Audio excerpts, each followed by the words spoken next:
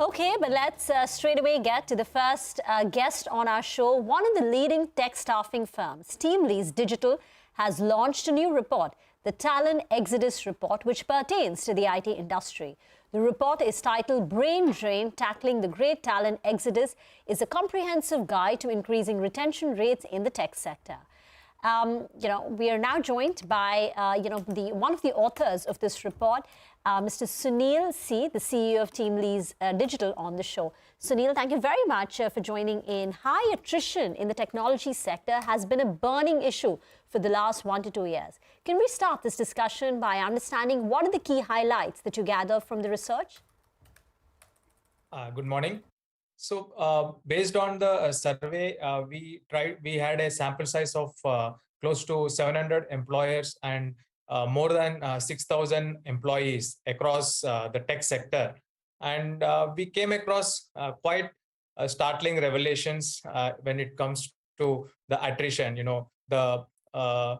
Most of the time we feel that, it's the compensation which leads to the employees moving from one job to other job, while a better compensation and benefits definitely helps. And the employees take that and they try to, take the better salary and stay put, but it's a short-term fix.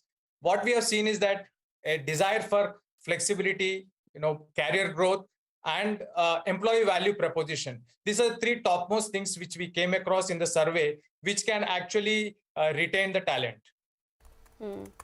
Sunil, good morning and thanks a lot for joining us. This is Pavitra. I'm going to come to the reasons that you mentioned of why talent is leaving and what really they're looking for, because that'll be interesting to talk about. But first up, just on this attrition, do you think that you're seeing any kind of plateauing, or what is the trend suggesting? Are we going to continue to see these kinds of levels?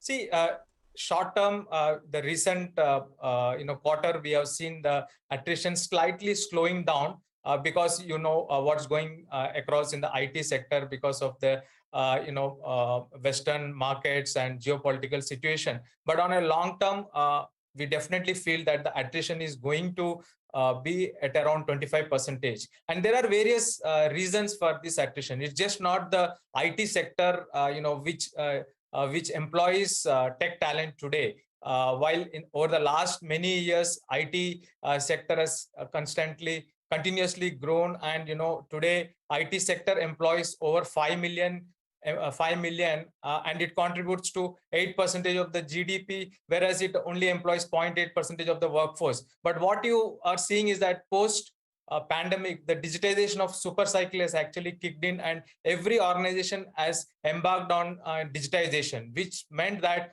there is a huge tech requirement across the sectors. So considering that, there will be tech talent hiring happening across the industry. As per our reports, we are anticipating over 1 million tech talent requirement in the non-IT sector alone. So overall, we see that IT sector will double its employment over the next 5 years, and non-tech sector will hire over 1 million. So we are in total expecting around 6 million employees to be hired, or tech talent to be hired. On top of it, you also have the grappling attrition issue. So considering these scenarios, it's a very, very hectic and happening place in the next few years in the IT sector. So attrition, definitely, to answer to your question, attrition will happen because the startup ecosystem, the non-tech hiring, on top of it, there is a huge GCC movement which is happening to India because of the availability of better talent in this country. So, IT services companies become a coaching ground for all these sectors. So there is always a demand and supply gap, as we always had a huge demand, whereas the supply was less. On top of it, with the huge opening up of the sector. Okay, got it, Sunil. But, for this US, now the wait list for the visa, just to get an appointment, is extended to 2 years. So don't you think that might sort of dampen this whole attrition thing? Because after all, domestically, there are only so many attractive jobs available. And also, during your research, what evidence have you found in terms of how prolific moonlighting now is within the sector? Is that also one of the reasons why people are quitting? See, moonlighting has always been a prevalent practice across the tech sector. While there is an ethical moonlighting or non-ethical moonlighting, I would say, because wherever when you pick up a permanent job, you should be very clear that you can't have a diet coke approach where you don't want calories but you want taste. You have to decide whether you want the regular salary plus all your benefits, or you want to experiment with or pick up other jobs. If there are different kinds of contracts available in the market, you have contracting, you have consulting, you have gig. So if anybody is looking for moonlighting, our advice is to pick up alternate employment opportunities rather than picking up permanent employment. And now, since this moonlighting has come to forelight, so a lot of restrictions have been imposed, and which can also lead to some kind of attrition, because as such, post-pandemic, there is a awakening in the employees. They feel that do they need to work 9 to 5 and be linked with only one organization, or should they experiment with their careers? That's something which also came through in our survey, that people have started thinking beyond their regular jobs. So all these can definitely lead to increased attrition. Okay. Sunil, you highlighted three factors which can help companies retain their top talent. One of them is flexibility. The other one is career advancement opportunities, a roadmap for growing in the company. And third is, I think, feeling valued. The employees should feel that they're important, right? These are the three factors which can help in retaining talent. Is there a cost element for companies as they try and implement this? My question is just to understand that, do you think that as companies try and incorporate these reasons, will it hurt their margins?